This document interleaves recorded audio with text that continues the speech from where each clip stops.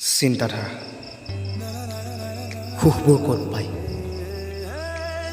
বিচৰা বস্তুটো পোৱাত নে প্ৰত্যাহ্বানেৰে প্ৰবাহিত কৰা জীৱনটো শান্তি ক'ত পোৱা যায় সা সম্পত্তিৰে ভৰা জীৱনটো নে মাৰ দুবাহুত দুকোলাত লোৱা অলপ চিৰণি সৌন্দৰ্য ক'ত পোৱা যায় দেহৰ বগা বৰণত নে মনৰ ভিতৰত থকা খোলা হৃদয়খন তৃপ্তি ক'ত পোৱা যায় দামী ৰেষ্টুৰাঁত